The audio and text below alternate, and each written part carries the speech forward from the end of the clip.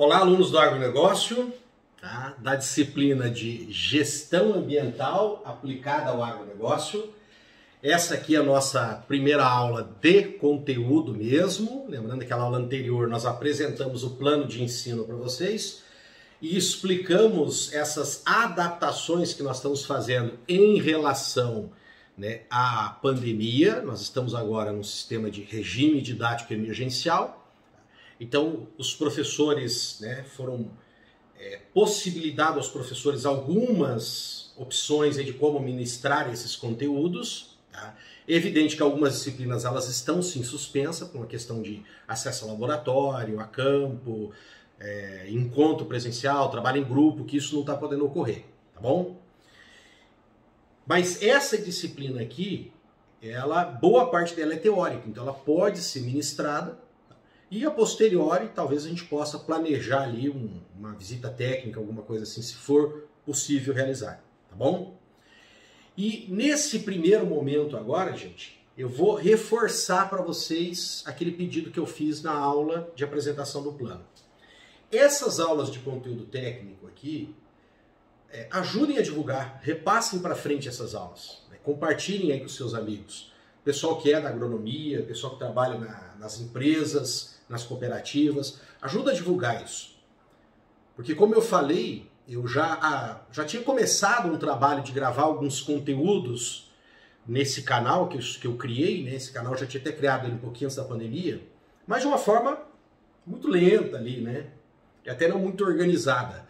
Porém, agora, com a necessidade de gravar as aulas, né? Então veio como um empurrãozinho e eu passei a organizar mais esse canal. Então eu peço para vocês também que ajudem divulgando esses conteúdos.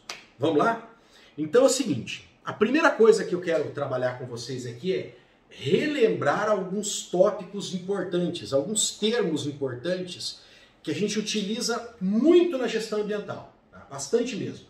São tópicos que a gente vai importar aí, em parte, tá, pessoal, da biologia, principalmente dos estudos de ecologia, e que eles vão ser aplicados. São termos que a gente usa, né? Palavras que a gente usa normalmente ali dentro da gestão ambiental.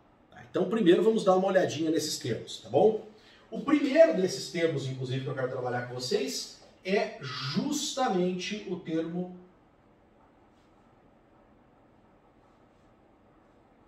ecologia. O que significa ecologia?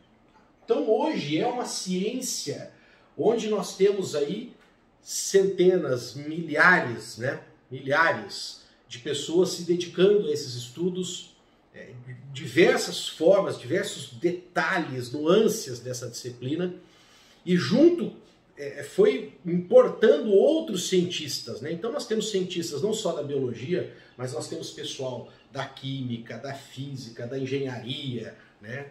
Vocês mesmos podem presenciar, né, dentro do nosso campus, do Instituto Federal de Umuarama, um mestrado que existe em desenvolvimento sustentável. Então eles trabalham muito com ecologia.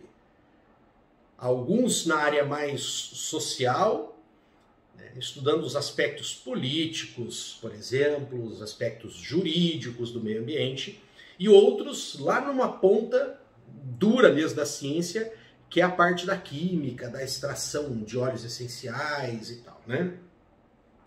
Então a ecologia hoje é estudada por muita gente, por economistas, por sociólogos, por filósofos, tá? Mas, basicamente, qual é a definição dessa ciência, tá? Ecologia, que significa logia, estudo, e ecos, local, tá, gente? Ela busca estudar os componentes do meio ambiente, ou seja, ela vai estudar os seres vivos, tá? Ela vai estudar também o meio ambiente,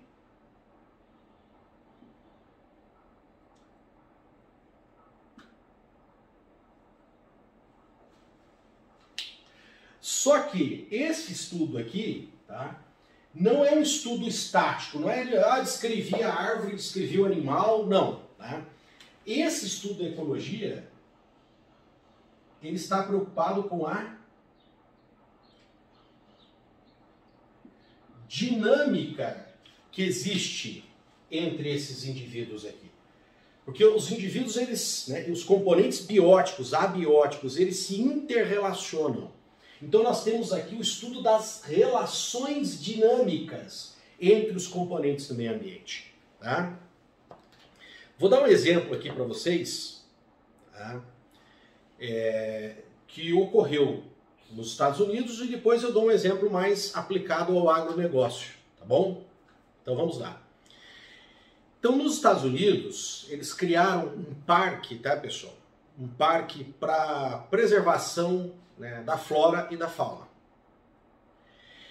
Quando esse parque já estava criado, tinha um problema ali, entre aspas, que eles interpretaram. Eles interpretaram que os veados do parque, tá, estavam sendo atacados, né, devorados pelos lobos e pelos pumas, pelos predadores. Então eles pensaram, opa, isso aqui corre o risco de acabar com os veados do parque. Então resolveram liberar a caça aos predadores.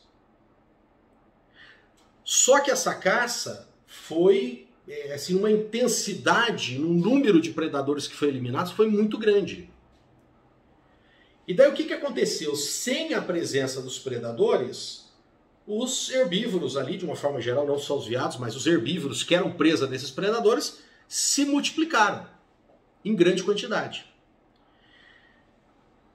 Como tinham muito herbívoro, gente, eles literalmente raparam toda a vegetação, né, a gramínea que tinha ali, começaram a se alimentar até mesmo das cascas das árvores, né, das plantas que iam germinando, formando futuras árvores, e provocou um dano, então, também na flora.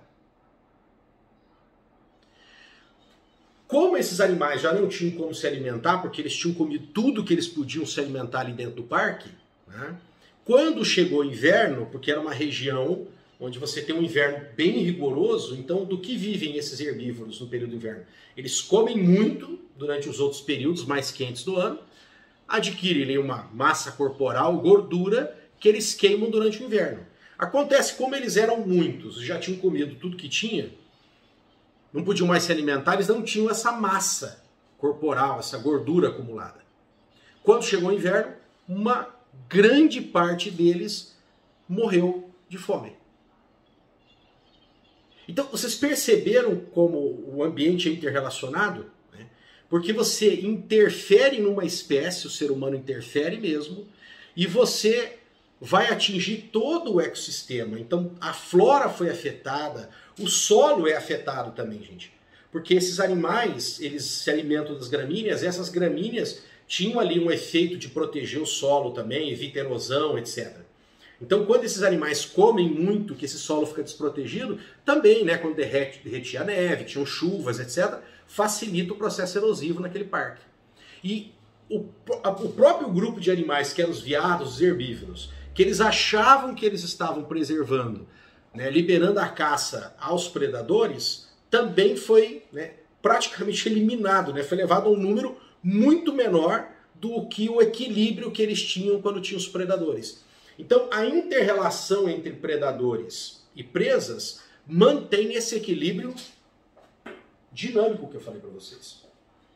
Vou dar um exemplo aqui do agronegócio. Tá? Quando a gente fala assim, nós temos ali insetos praga, né? E é até colocado um nome muito pejorativo para esses insetos, né? Mas, na verdade, quem que cria a praga? Se você pensar bem, somos nós, os seres humanos. Quando você está num ambiente natural, gente, tá? Quando você está num ambiente natural, lá no meio de uma floresta, o que vai acontecer? Você vai ter uma diversidade de plantas e elas competindo entre elas. Então, aquele inseto, dentro desse ecossistema natural, ele vai se alimentar de algumas plantas. Então, ele tem à disposição dele algumas plantas. E essas plantas, inclusive, têm uma distância uma da outra. Isso dificulta, inclusive, até o encontro, né, dos casais para que tenha reprodução. E ele vai ter uma competição também com outros insetos. E ele vai ter ali a presença de diversos predadores que vão se alimentar deles, dos ovos, dos filhotes, tá? Então o que acontece? Não se provoca um desequilíbrio, porque esse grande sistema, tá, de inter-relação de seres competindo, da falta de alimento, da presença de predadores, né, isso provoca o quê? Um controle populacional natural. Agora lá vem o homem. O homem chega, tira todo esse ecossistema e coloca uma cultura. Uma cultura. E em grandes áreas, e uma folhinha colada com a outra. Aí você vai pegar aquele inseto que se alimenta daquele tipo de planta e fala, tô aqui, ó, é para você, coma aí à vontade. Reprodução extremamente facilitada. E isso já é comprovado também, tá, gente? Em muitos casos, quando há uma disponibilidade de alimento muito intensa, há uma possibilidade dos ciclos reprodutivos desses animais serem mais rápidos ainda. Por quê? Porque lá dentro dele ele tem uma genética já preparada, no tempo que ele vivia na floresta, que ele tinha que competir um monte, ele já tem toda uma genética dele preparada. Para assim, ó, em algum momento vai faltar comida, eu não vou conseguir me reproduzir. Então quando tem comida à disposição, é o momento de eu reproduzir um monte e deixar novas, né, gerações. Então ele pode ter 2, 3 ciclos reprodutivos por causa da pressão da presença de alimentos, porque o inseto ele não vai saber que você está colocando ele ali no meio plantado, né, gente, cultivado. Os genes dele, o instinto dele está indicando isso. Opa, aproveita que tem comida, reproduza o mais rápido que você puder. E vai acontecer isso, então vai gerar muitos insetos que vão querer se alimentar, que também vão querer reproduzir. Então nós provocamos esse desequilíbrio. Tá, aí você pode pensar, Tarcísio, e daí? O que a gente vai fazer? Nós vamos deixar de produzir? Eu já falei para vocês que não, né, gente? Esse extremo da preservação, de não vamos fazer nada, vamos viver como os animais, bom, então tirar a roupa e viver na selva, né? Acontece que nós não íamos ter a população que nós temos hoje. Então nós não somos nem de um extremo nem do outro. Nós estamos nos preparando aqui para sermos técnicos, pragmáticos, objetivos. Nós temos que produzir? Temos. Se a gente quer esse tipo de sociedade que a gente está vivendo, nós temos que produzir, não tem outra saída.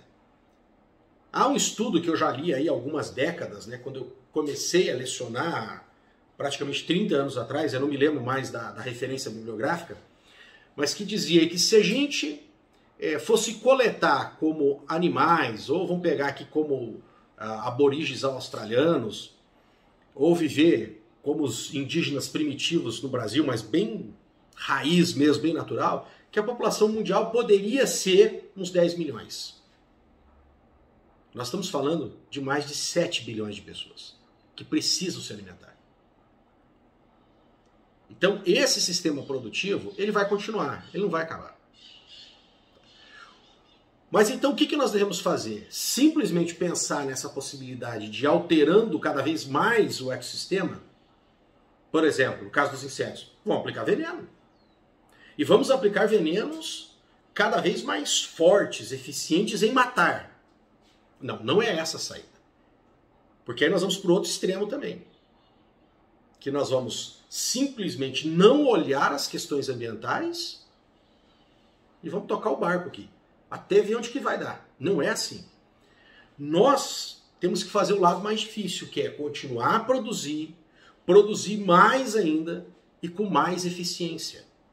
Com menor uso de agrotóxicos, cada vez menos, se possível sem. Então o que nós temos que fazer? Nós temos que procurar esse modelo de produção no qual mais se aproxime desse funcionamento ecodinâmico. Dessa ecodinâmica que existe. Qual o modelo que a gente consegue aproximar? Porque quanto mais a gente aproxima desse modelo, menor aqueles efeitos. Tá? E isso não significa que necessariamente nós vamos produzir menos. Tá? Esse discurso aí que eu já falei para vocês, que aparece em alguns livros, alguns materiais sobre a produção sustentável, é só uma ilusão, não existe isso aí. Tá? Isso é um discurso, tá, patrocinado, financiado por empresas que você sabe que ganham muito vendendo esses produtos. Nós estamos prontos para abortar totalmente esse sistema produtivo convencional? Não, também acho que não, né? Mas que há possibilidades de nós realizarmos uma transição para um outro sistema de produção que seja mais próximo disso aqui e manter, tá, as características naturais o mais próximo possível, sim, nós temos, e nós temos já exemplos do que estão ocorrendo isso. Tá? Tanto produção pequena, gente, intensiva, fruticultura, oleirícola, como também em grandes culturas, nas grandes commodities. Aquela história também que se fala assim, não, essa produção certificada, agroecológica, orgânica, não é possível para grandes áreas e para commodities. Sim, é possível. Já temos exemplos práticos disso que estão ocorrendo. E é o nosso trabalho aqui ser esse inovador. Tá? E eu já falei para vocês, o nosso curso é um curso para ser pragmático, tá, gente? Não é porque a gente é ecologista aqui, desculpem assim, não estou querendo ser causador de polêmica, nem ofender nenhum grupo aí, mas aquele ecologista cabeça na lua, que não pensa nas contas que tem que pagar, entendeu? Não é isso, não. Ao contrário, nosso curso é um curso de agronegócio, a gente pensa muito nisso. Eu estou falando aqui de uma produção, sim, sustentável, em cima daquele tripé econômico, ambiental e social. Tá? Com responsabilidade, inclusive. Inclusive responsabilidade para o nosso produtor ali, que nessa crise, né, o agronegócio tem pagado essas contas e tem mantido esse país funcionando. Mas que dá para melhorar? Muito dá sim. Né? Outro conceito aqui, pessoal, importante também,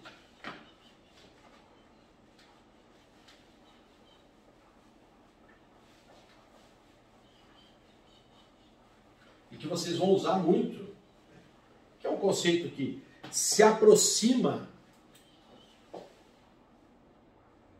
de ecologia, é o conceito de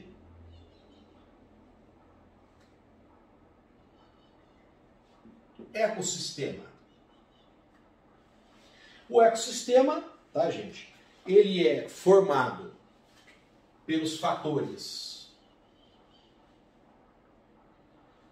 abióticos mais fatores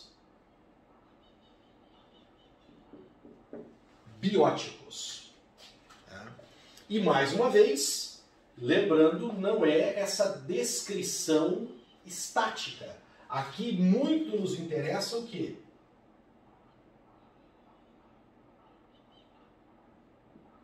As relações que ocorrem entre os fatores bióticos e abióticos. Né? Então, os abióticos, como por exemplo a água, o ar, composição química, né?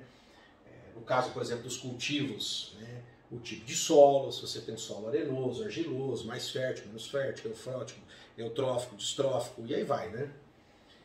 Bióticos, todos os componentes que estão ali, né? Desde bactérias, fungos, né? Podemos incluir aqui também os vírus. Por que todos eles nos interessam? Não só porque também tem efeitos benéficos ali na decomposição, ciclagem dos materiais, mas muitos são também causadores de doenças, né? Viroses, bacterioses, fungos aí na agricultura, né? É aquele setor do agronegócio que produz a matéria-prima, isso é uma coisa comum. E vocês têm aí uma noção disso nas disciplinas de agriculturas. Né? Muito bem. Outro termo importante, tá, pessoal? Dois termos, aliás, importantes que nós temos aqui é reciclar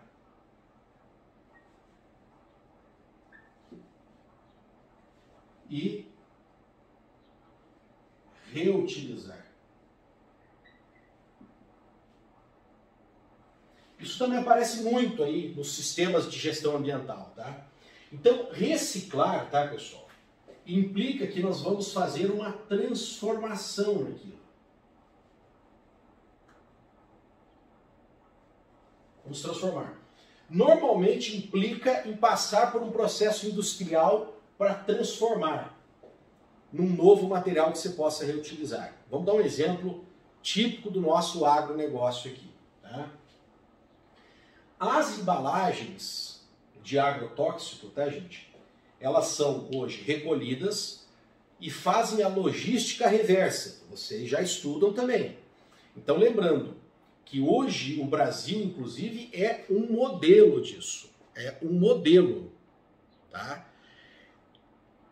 As embalagens são inutilizadas, normalmente com cortes, etc. São levadas até os fornecedores, tá? No caso as cooperativas, as empresas, né, que fornecem esses insumos, volta isso para a indústria e hoje esse material passa por um processo de transformação, de industrialização e reaproveitado. Se faz outra embalagem, né? Agora, a empresa, né, que foi criada pela essa grande associação que envolve as empresas que fornecem os agrotóxicos e que criaram então todo esse sistema de logística reversa, estão fazendo também a própria tampa, né, aquele sistema de trava de segurança, muito importante isso. Então até aquilo que era uma fonte de contaminação perigosíssima no ambiente, aplicando, gente, a tecnologia correta, um sistema de trabalho, educação ambiental, nós conseguimos reciclar e aproveitar. Tá? Diferente de reutilizar, tá? Que na verdade não necessariamente precisa passar por uma transformação.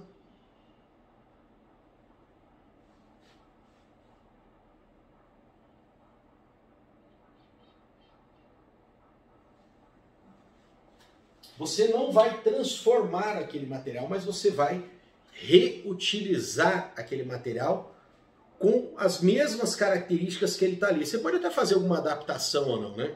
Um exemplo bastante comum disso aqui hoje, por exemplo, é quando se fala de você reutilizar material impresso, né? Livros, folhas de impressão, né? Que você pode utilizar dos dois lados, isso é muito comum, tá? No agronegócio, tá, pessoal?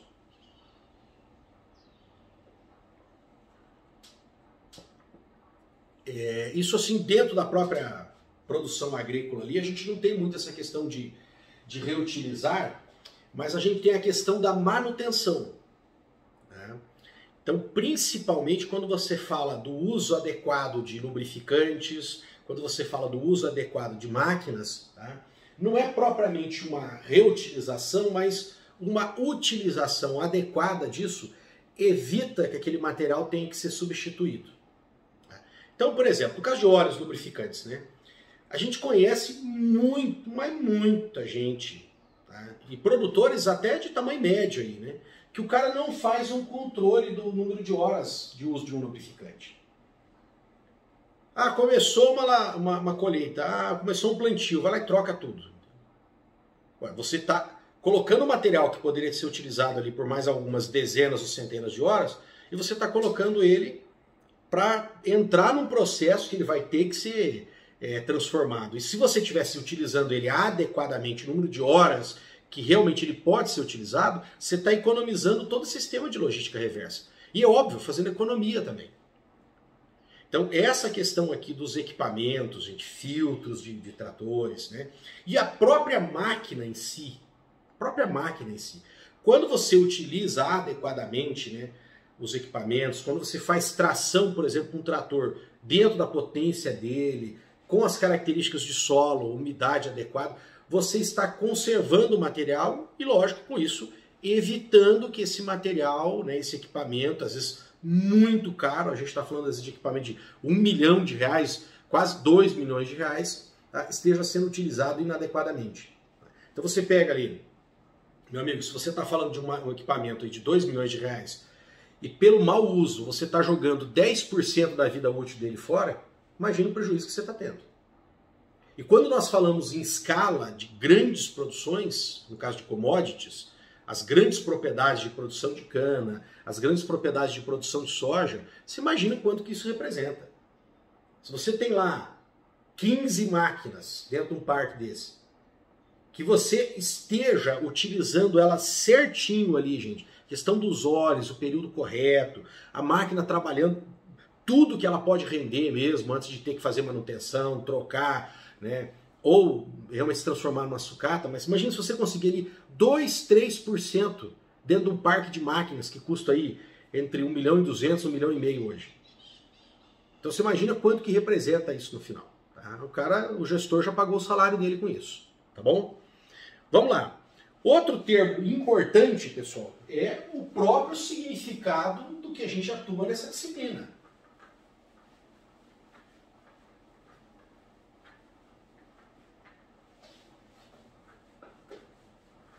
Nessa disciplina é muito importante o conceito aí de sistema de gestão ambiental. Então vamos dar uma olhada. Olha lá.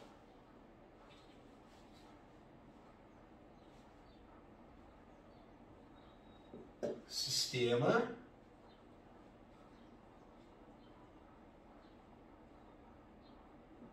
de gestão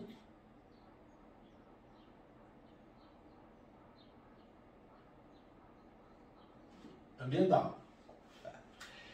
Então, começando pela primeira palavra. Olha, quando nós estamos falando de sistema, gente, significa que nós estamos falando de algo organizado.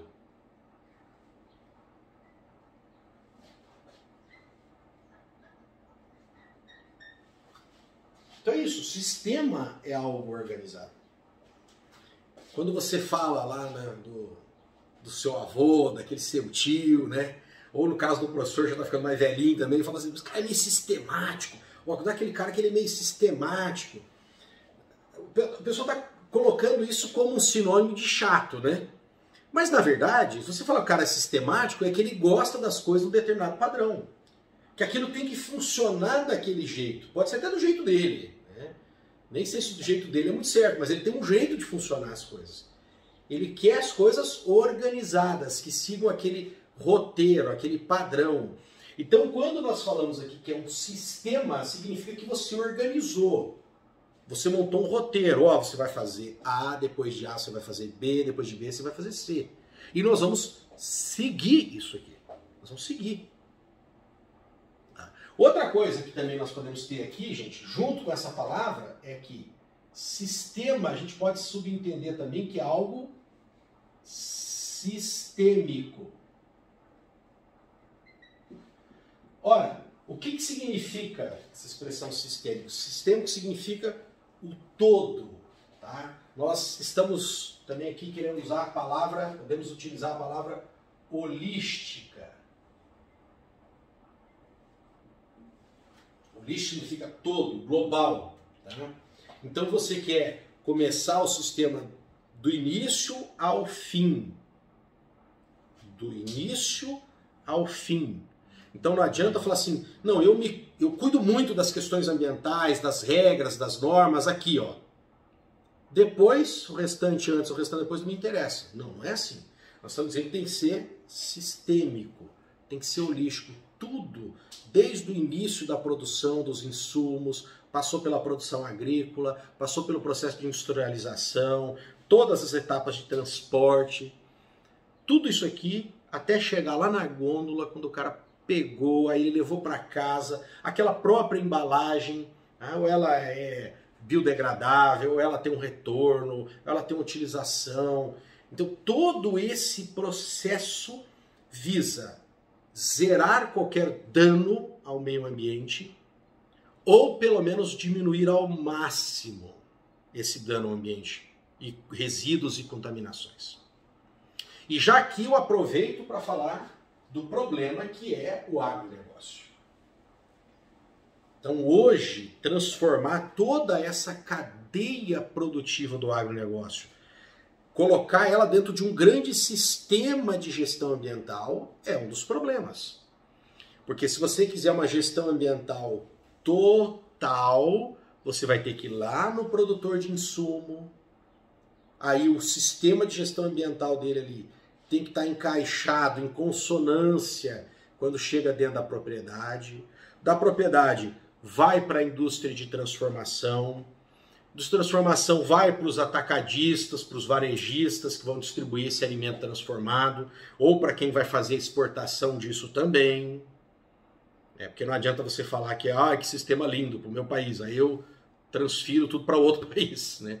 Mas não, nós temos que pensar num sistema global, a globalização está aí, e da mesma forma que nós vamos querer respeito ambiental por parte dos mercados que nos fornecem, e isso vai acontecer, por exemplo, no Tratado Mercosul-União Europeia, nós também temos que pensar em estar fornecendo algo que não vai causar impacto nos países que nós vendemos.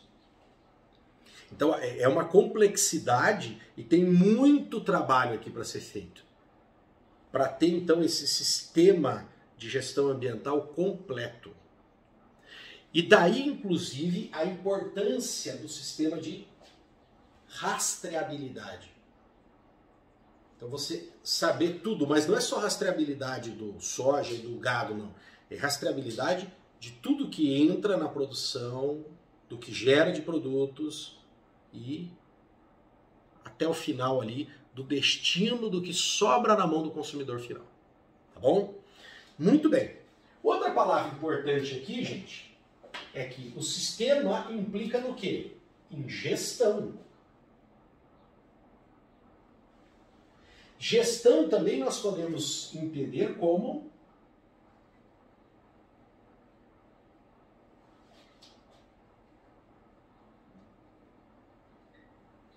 uma administração daquilo que está sendo feito.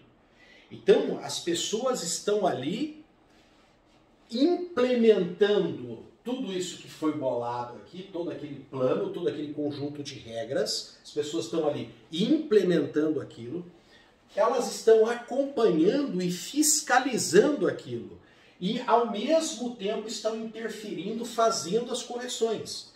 Então, gerir, administrar alguma coisa você implementa aquilo que você pensou, você fiscaliza aquilo que está ocorrendo e você vai fazendo as correções no momento que aquilo está funcionando já. Então, o sistema de gestão ambiental, lógico, ele tem as regras dele, ele tem as normas, ele não pode ser simplesmente alterado. No meio do caminho você fala, não, eu não vou fazer mais isso aqui. Não é assim.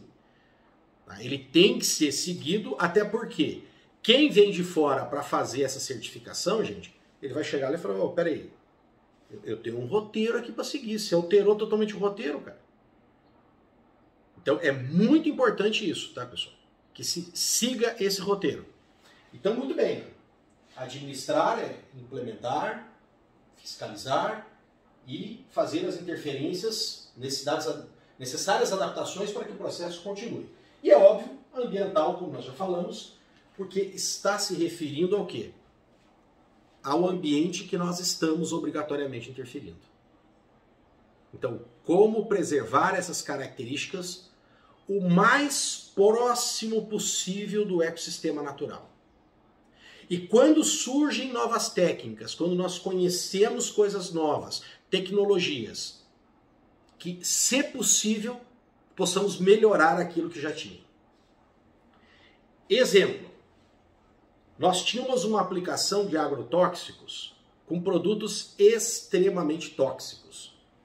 Descobriu-se essa toxicidade e foram pesquisando, então, produtos cada vez mais seletivos. Ótimo, excelente. Porém, essa pulverização ainda, né, dos agrotóxicos era de uma forma não seletiva em relação às áreas. Você ia pulverizando o agrotóxico atacado. Em áreas que tinham contaminação de um fungo, por exemplo, em áreas que tinha inseto, hora que não tinha, você pulverizava em tudo. Outra coisa, o momento em que se aplicava esses agrotóxicos também não tinha um processo de seleção. Né? O cara via e falava, apareceu a praga, ia lá e pulverizava. Muitas vezes, inclusive, a aplicação não tinha efeito nenhum, né? Porque os primeiros jovens, as primeiras ninfas estavam eclodindo dos ovos, né? As primeiras lagartas estavam eclodindo dos ovos, o cara aplicava o veneno. Aí o veneno não tinha o mesmo efeito sobre aqueles ovos, ou as fêmeas ainda estavam em processo de desova, aí o cara aplicou veneno, matou um pouquinho, vinha uma nova desova com novas ninfas, novas lagartas e pronto, lá o cara ia aplicar mais veneno. Então aí começou aquele sistema, gente, tá? Que era o sistema integrado, que o cara ia acompanhar, ele fazia uma contagem para ver quantos insetos tinha, ele acompanhava, né, aquele dano que tinha nas folhas, até o pessoal fazia treinamento, quando a informática começou a chegar na agricultura mesmo, fazia esse treinamento visual para a gente poder avaliar o quanto dá uma folha, por exemplo, do trigo estava com lesão de fungo, se aquela lesão era tamanho suficiente para a gente poder fazer a aplicação, né, de algum fungicida. Então isso foi melhorando a aplicação dos agrotóxicos, foi melhorando. Agora, gente,